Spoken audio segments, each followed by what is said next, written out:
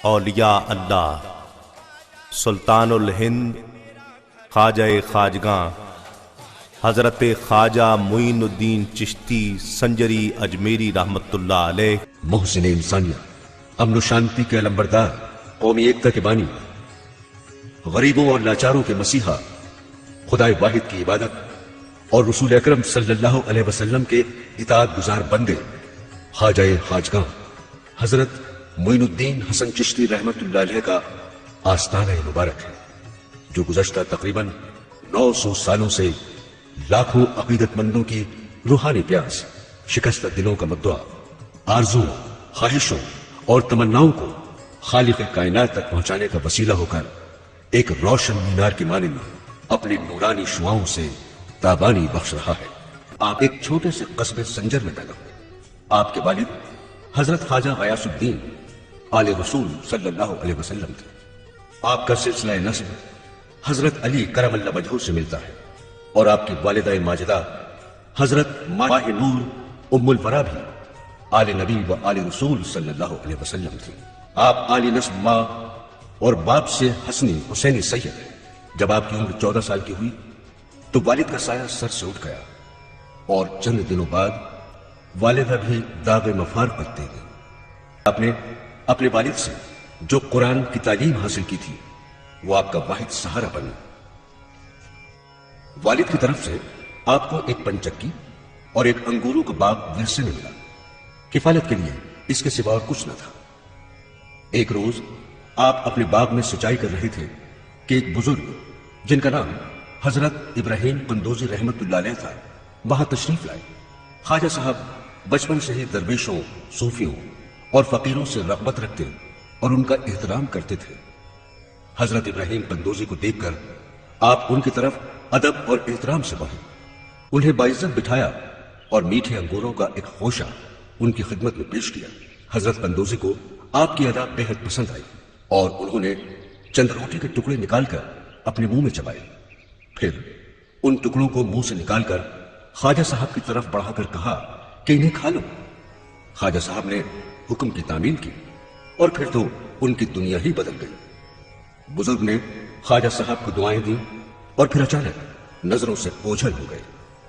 خواجہ صاحب کی زندگی میں جیسے ایک انقلاب برپا ہو گیا، دل دنیا سے اجاٹ ہو گیا، اور اللہ کی قربت دل میں سمانے لگی۔ آپ بے چین ہو اٹھے۔ پنچکی اور انگوروں کے باغ کو آپ نے فروخت کر دیا، تمام پیسہ غریبوں اور مسکینوں میں تقسیم کر دیا، اور تنہا اپنے وطن عزیز سے تلاش حق میں نکل پڑے۔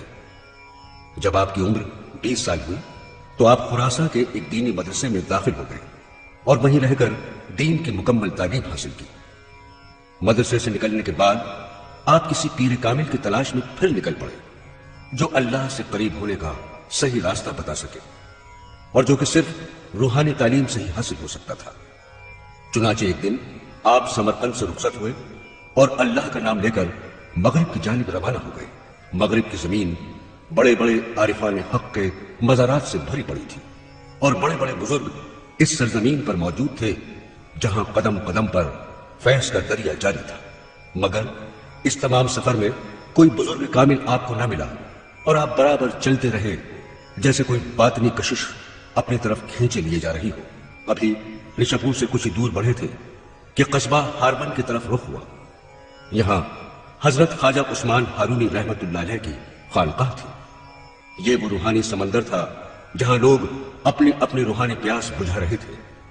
جب آپ خانقاہ میں داخل ہوئے تو آپ نے فوراً سمجھ لیا کہ یہی وہ منزل ہے جس کی انہیں ایک مدت سے تلاش تھی۔ جب پیر و مرشد کی نگاہ خواجہ صاحب پر پڑی تو انہوں نے بھی سمجھ لیا کہ یہی وہ شہباز ہے جو میری امیدوں کو پورا کرنے والا ہے۔ دونوں نے ایک دوسرے کو دیکھا، طالب کو مطلوب مل گیا، اور آپ حضرت عثمان ہارونی رحمت اللہ علیہ کے مرید ہو گئے۔ حضرت خواجہ عثمان ہارونی نے بھی نہایت لطف و کرم سے اپنی آغوش شفقت میں لے لیا، کمال محبت اور شوق سے آپ کی حاضری اور خلوص کو قبول فرمایا، آپ کی مریدی اور بیعت کو قابل فخر سمجھا۔ اس کے بعد خواجہ صاحب کا ہاتھ پکڑ کر روبہ قبلہ ہو کر فرمایا، اے معین الدین، میں نے تجھ کو خدا تراتا دیا اور قبول بارگاہ خدا بندی کر دیا۔ آپ 20 سال تک اپنے پیر و مرشد کی خدمت میں حاضر رہے، روحانی تعلیم حاصل کی اور دل و جان سے پیر کے ہر حکم کی تعمیل کی۔ آپ کی اس جاں توڑ خدمت کے عوض حضرت ہارون رحمت اللہ علیہ نے بھی وہ نعمتیں اور دولتیں آپ کو عطا کی جو حد و حساب سے باہر ہے۔ اسی درمیان آپ نے اپنے پیر کے ساتھ فریضہ حج ادا کیا۔ حضرت عثمان ہارونی رحمت اللہ علیہ نے خانہ کعبہ میں کھڑے ہو کر فرمایا، اے اللہ تو میرے معین کو قبول فرما۔ پھر مدینہ منورہ میں زیارت رسول صلی اللہ علیہ وسلم کو تشریف لے گئے۔ یہاں بھی حضرت عثمان ہارونی رحمت اللہ علیہ نے روضہ نبی کریم صلی اللہ علیہ وسلم پر یہ التجا کی، اے حبیب خدا میرے معین کو قبول فرمائیے۔ روضہ مبارک سے جواب آیا، اے عثمان تمہاری دعا بارگاہ خدا بندی میں قبول ہو چکی ہے، اور ہم نے بھی معین الدین کو دریاؤں اور زمین کا شیخ القطب بنایا۔ اپنے مرید کا یہ اعجاز جان کر حضرت عثمان ہارونی رحمت اللہ علیہ فرط مسرت سے جھوم اٹھے۔ معرفت اور حقیقت کی تمام منزلیں طے کرانے کے بعد پیر کامل نے وہ تمام تبرکات جو انہوں نے بزرگان چشت سے حاصل کی تھی اپنے ہونہار مرید حضرت خواجہ غریب نواز رحمت اللہ علیہ کو عطا کر کے نصیحت فرمائی، اے معین الدین خلق خدا سے طمع نہ کرنا، ہرگز آبادی میں نہ ٹھہرنا اور کسی سے کچھ طلب نہ کرنا۔ اس کے بعد ان کے سر اور آنکھوں کو بوسہ دیا اور فرمایا، میں نے تجھے خدا کے سپرد کیا۔ معین الدین حق کا محبوب ہے اور مجھے اس کی مریدی پر ناز ہے۔ حضرت غریب نواز رحمت اللہ علیہ اپنے پیر سے رخصت حاصل کر کے بغداد روانہ ہو گئے۔ وہاں سے پاپان اور استراباد ہوتے ہوئے اصفہان پہنچے۔ اسی زمانے میں حضرت خواجہ قطب الدین بختیار کاکی رحمت اللہ علیہ مرشد کامل کی تلاش میں سفر کرتے ہوئے ادھر آ نکلے اور وہیں قیام کیا۔ ایک دن آپ کی نظر حضرت غریب نواز رحمت اللہ علیہ پر پڑی اور موقع پا کر خدمت میں حاضر ہوئے۔ آپ نے مدعا عرض کیا اور آپ کے دست حق پرست پر بیعت کر کے حلقہ ارادت میں شامل ہوئے اور پھر بغداد تشریف لے گئے۔ جب آپ کی عمر 50 سال کی تھی آپ نے حج کا ارادہ کیا اور اکیلے روانہ ہو گئے۔ فریضہ حج ادا کرنے کے بعد مدینہ منورہ دربار رسالت مآب صلی اللہ علیہ وسلم میں حاضر ہوئے اور کچھ دن وہاں قیام کیا۔ ایک رات آپ محو خواب تھے کہ آپ کو بشارت ہوئی کہ آپ مسجد نبوی میں حاضر ہیں، اور نماز سے فارغ ہونے کے بعد جب مسجد نبوی کے تمام نمازی روضہ اقدس کے قریب صلاۃ و سلام پڑھ کر ادب و احترام سے رخصت ہو رہے تھے کہ یکایک یہ ندا گونجی، معین الدین کو بلاؤ۔ خادم روضہ نے محراب مسجد میں کھڑے ہو کر آواز دی، معین الدین حاضر ہو۔ اس مجمع میں جتنے معین الدین تھے سب حاضر ہونے لگے۔ خادم روضہ کو حیرت ہوئی کہ کس معین الدین کو سرکار نے طلب کیا ہے۔ پھر ندائی، معین الدین چشتی کو حاضر کرو۔ خواجہ معین الدین چشتی رحمت اللہ علیہ لبیک لبیک کہتے ہوئے خادم روضہ کے قریب پہنچے اور خادم نے آپ کو روضہ اقدس تک پہنچا دیا۔ روضہ اقدس کا دروازہ خود بخود کھل گیا اور ارشاد نبوی صلی اللہ علیہ وسلم ہوا، اے قطب المشائخ اندر آ جاؤ۔ حضور غریب نواز عالم وجد میں روضہ اقدس کے اندر داخل ہوئے اور تجلیات نبوی صلی اللہ علیہ وسلم سے بے خود و سرشار ہو گئے۔ آپ کو حکم ہوا، اے معین الدین تو ہمارے دین کا معین ہے، ہم نے تجھے ہند کی ولایت عطا کی، ہندوستان جا اور اجمیر میں قیام کر، وہیں سے تبلیغ اسلام کرنا۔ حضرت غریب نواز رحمت اللہ علیہ جب نیند سے جاگے تو ایک عجیب سی کیفیت طاری تھی۔ اس کیف و سرور نے جب آپ کے دل کو سکون بخشا تو فرمان رسالت یاد آیا۔ آپ حیران تھے، یہ ہندوستان کہاں ہے اور اجمیر کدھر؟ انہی فکروں میں شام ہو گئی۔ بعد نماز عشاء آپ کی آنکھ لگ گئی تو دوبارہ آپ کو عالم خواب میں بشارت ہوئی۔ آپ کو ہندوستان کا نقشہ اور اجمیر کے تمام مناظر اور حالات نظر آنے لگے۔ اس دور میں ہندوستان کے سیاسی اور اخلاقی حالات بہت بگڑے ہوئے تھے۔ ذات پات اور چھوا چھوت کی لعنت نے عوام کی زندگی مشکل کر رکھی تھی۔ مگر یہ قانون قدرت ہے کہ جب جب زمین پر انسان کا دشمن ہوا اور انسانیت کو فنا کرنے کی کوشش ہوئی تو اس مالک کائنات نے اپنے بندوں کی بھلائی کے لیے رسولوں، پیغمبروں اور ولیوں کو اس روئے زمین پر انسانیت کا علمبردار بنا کر بھیجا۔ اسی لیے حضرت غریب نواز رحمت اللہ علیہ کو ہندوستان آنے کا حکم ہوا اور یہ خوشخبری دی گئی کہ ہم نے تمہیں ایسا علم عطا کیا ہے کہ جہاں جاؤ گے لوگ تمہاری زبان کو بآسانی سمجھ جائیں گے اور تم ان کی زبان کو سمجھ لو گے۔ جب آنکھ کھلی تو آپ نے بارگاہ خداوندی میں سجدہ شکر ادا کیا اور بارگاہ رسالت مآب صلی اللہ علیہ وسلم میں درود و سلام کا نذرانہ پیش کیا اور وہاں سے رخصت ہو کر بغداد واپس آئے۔ اپنے پیر کو سارا واقعہ بیان کیا۔ حضرت عثمان ہارونی رحمت اللہ علیہ یہ سن کر خوشی سے جھوم گئے۔ حضرت خواجہ کو اپنے سینے سے لگایا اور ہندوستان کی ولایت ملنے پر مبارکباد دی اور اپنے خادم خاص خواجہ فخر الدین کو طلب کیا اور غریب نواز سے فرمایا، اے معین الدین، آج سے میں فخر الدین کو تمہارے سپرد کرتا ہوں، آج سے بھی تمہاری خدمت میں رہیں گے۔ فخر الدین سے کہا، تا عمر میرے معین کی خدمت میں رہنا، تم اور تمہاری اولادیں انشاءاللہ تا قیامت خوشحال رہیں گی۔ حضرت عثمان ہارونی رحمت اللہ علیہ نے حضرت خواجہ معین الدین چشتی رحمت اللہ علیہ کو خواجہ فخر الدین گردیزی رحمت اللہ علیہ، حضرت خواجہ قطب الدین بختیار کاکی رحمت اللہ علیہ اور دیگر مریدین کے ساتھ جانب ہند روانہ کیا۔ آپ تمام مریدوں کے ساتھ ہمدان، تبریز، اصفہان ہوتے ہوئے ملتان تشریف لائے۔ راستے میں بہت سے بزرگوں سے ملاقات ہوئی، دعائیں لی اور فیض حاصل کیا۔ جب آپ سبزوار پہنچے تو وہاں کا حاکم محمد یادگار، جو حد درجہ جابر اور ظالم حاکم تھا، اس سے ملاقات ہوئی۔ آپ کی ایک ہی نظر کرم نے اس کو آپ کا غلام بنا دیا۔ اس نے توبہ کی اور آپ کا مرید ہو گیا اور حلقہ ارادت میں شامل ہو گیا۔ اس دن آپ سبزوار میں رہے اور وہیں محمد یادگار کو تبلیغ اسلام پر مامور کر کے جانب ہند روانہ ہوئے۔ پہلے آپ لاہور آئے، یہاں آستانہ داتا گنج بخش رحمت اللہ علیہ پر حاضری دی اور روحانی ملاقات سے فیضیاب ہوئے۔ پھر آپ لاہور سے دہلی روانہ ہوئے، کچھ دن دہلی میں قیام کیا اور دین کی تبلیغ کی۔ پھر اپنے خلیفہ حضرت قطب الدین بختیار کاکی رحمت اللہ علیہ کو دہلی میں رہ کر دین کی خدمت کرنے کا حکم دیا۔ حضور غریب نواز رحمت اللہ علیہ یہاں کوئی جنگ کرنے یا ملک فتح کرنے نہیں آئے تھے۔ ان کا مقصد صرف انسانیت کی بحالی، غریبوں، مسکینوں اور پریشان حال لوگوں کی پریشانیاں دور کرنا تھا، جبکہ ان کے پاس کوئی ایسے وسائل نہ تھے اور نہ ہی ان کے پاس کوئی دولت تھی، لیکن یہیں کے لوگوں کی دی گئی نظرات کو یہیں کے غریب عوام میں تقسیم کر دیا۔ یہ ایک بڑی بات تھی۔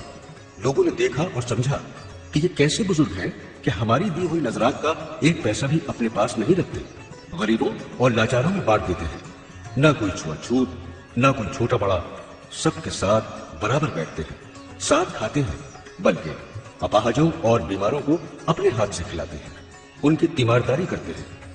حضرت کی انہی اچھی باتوں نے لوگوں کا دل جیت لیا اور وہ جوق در جوق یہاں آنے لگے۔ حضور نے انا ساگر سے اٹھ کر اسی جگہ قیام فرمایا جہاں آج بھی آپ کا مزار مبارک ہے۔ ادھر غریب نواز نے تبلیغ اور ہدایت کا کام تیز کر دیا۔ اللہ نے آپ کی نظر میں وہ تاثیر دی تھی کہ جس پر پڑ جاتی اس کا دل ایمان سے منور ہو جاتا۔ آپ کا اخلاق اتنا وسیع تھا کہ ہر آنے والا آپ کی مہمان نوازی سے متاثر ہوتا۔ لوگ جوق در جوق حاضر خدمت ہو کر ایمان لانے لگے اور اس طرح ہزاروں انسان کفر کی تاریکی سے نکل کر اسلام کی روشنی میں آ گئے۔ آپ کی خانقاہ اجمیری نہیں، سارے ہندوستان کی توجہ کا مرکز بن گئی۔ آپ نے اپنے تربیت یافتہ مریدوں کو ہندوستان کے کونے کونے میں روانہ کیا اور ہدایت کی کہ جہاں بھی جاؤ وہاں کے لوگوں سے اچھا برتاؤ کرنا، کسی کی دل آزاری نہ کرنا، سب کو میل محبت اور صلح کا سبق دینا، کوئی بھید بھاؤ نہ کرنا، انسان سب برابر ہے۔ تشدد اور دہشت کا جواب اپنے حسن و سلوک سے دینا۔ اسلام نے ہمیشہ ظلم و تشدد کے خلاف ایک قدم اٹھایا ہے۔ ایک رات سرور دو عالم صلی اللہ علیہ وسلم نے خواب میں تشریف لا کر فرمایا، اے معین الدین، تو میرے دین کا معین ہے، ایسا نہ ہو کہ ہماری سنت تم سے ترک ہو جائے، ہم چاہتے ہیں کہ تم نکاح کر لو۔ جب آپ کو یہ حکم ہوا اس وقت آپ کی عمر 70 سال کی تھی۔ ادھر وزیر الدین مشہدی کو حضور اکرم صلی اللہ علیہ وسلم کا حکم بذریعہ خواب سیدنا امام جعفر رحمت اللہ علیہ نے سنایا، اپنی دختر نیک اختر کا نکاح معین الدین سے کر دو۔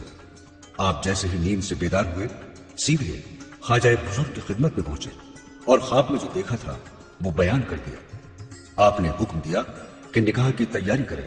اسی روز آپ کا نکاح وزیر الدین مشہدی کی دختر نیک اختر، جن کا نام بی بی عصمت تھا، ان سے ہو گیا۔ حضرت کا دوسرا نکاح ایک راجہ کی لڑکی سے ہوا جنہوں نے بارضا اسلام قبول کر لیا تھا۔ ان بیوی کا نام امت اللہ تھا۔ دونوں بیویوں سے 3 صاحبزادے اور 1 صاحبزادی تھی۔ سن 633 ہجری شروع ہوتے ہی خواجہ غریب نواز رحمت اللہ علیہ کو علم ہو گیا کہ یہ ان کی زندگی کا آخری سال ہے۔ چنانچہ آپ نے اپنے مریدوں کو ضروری ہدایتیں اور وصیتیں فرمائی۔ جن لوگوں کو خلافت دینی تھی ان کو خلافت سے سرفراز فرمایا، اور ساتھ ہی حضرت قطب الدین بختیار کاکی رحمت اللہ علیہ کو اجمیر بلا بھیجا۔ قطب صاحب حاضر خدمت ہوئے۔ حضور غریب نواز نے شیخ علی سنجری رحمت اللہ علیہ سے خواجہ قطب الدین بختیار کاکی رحمت اللہ علیہ کی خلافت کا فرمان لکھوایا۔ اپنا کلاه مبارک قطب صاحب کے سر پر رکھا، اپنے ہاتھ سے امامہ باندھا، خرقہ پہنایا، عصای مبارک ہاتھ میں دیا، نالین مبارک مرحمت فرما کر ارشاد فرمایا، یہ نعمتیں میرے بزرگوں سے سلسلہ بسلسلہ فقیر تک پہنچی ہے، اب میرا آخری وقت آ پہنچا ہے، یہ امانتیں تمہارے سپرد کرتا ہوں۔ حق کی امانت حتی الامکان ادا کرنا، تاکہ قیامت کے دن مجھے اپنے بزرگوں کے سامنے شرمندہ نہ ہونا پڑے۔ پھر نصیحتیں فرمائی اور آپ کو رخصت کر دیا۔ وصال سے چند روز قبل آپ نے اپنے بڑے صاحبزادے حضرت خواجہ فخر الدین چشتی رحمت اللہ علیہ کو وصیت فرمائی، دنیا کی تمام چیزیں مٹنے اور فنا ہونے والی ہیں، ہر دم خدا کی خوشنودی طلب کرتے رہنا اور کسی چیز پر بھروسہ نہ کرنا، تکلیف اور مصیبت کے وقت صبر و استقلال کا دامن ہاتھ سے نہ چھوڑنا۔ 633 ہجری میں 5 اور 6 رجب کی درمیانی شب حسب معمول عشاء کی نماز کے بعد آپ اپنے حجرہ مبارک میں داخل ہوئے اور اندر سے حجرے کا دروازہ بند کر کے یاد خدا بندی میں مشغول ہو گئے۔ رات بھر درود اور ذکر کی آوازیں آتی رہیں۔ صبح ہونے سے پہلے یہ آواز بند ہو گئی۔ سورج طلوع ہونے کے بعد بھی جب دروازہ نہیں کھلا تو خدام نے دستکیں دی، اس پر بھی کوئی جواب نہ ملا تو پریشانی بڑھ گئی۔ آخر مجبوراً دروازہ توڑ کر داخل ہوئے تو دیکھا کہ آپ کا وصال ہو چکا ہے اور آپ کی نورانی پیشانی مبارک پر سبز روشن حروف میں لکھا ہے، ھذا حبیب اللہ ما کافی حب اللہ، یعنی اللہ کے حبیب تھے، اللہ کی محبت میں وفات پائی۔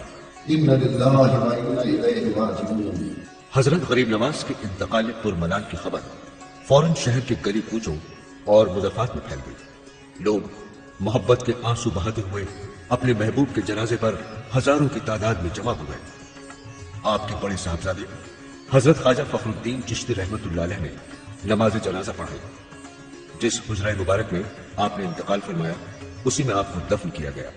تبھی سے آپ کا آستانہ مبارک تمام ہندوستان کا روحانی مرکز بنا ہوا ہے اور انشاءاللہ قیامت تک بنا رہے گا۔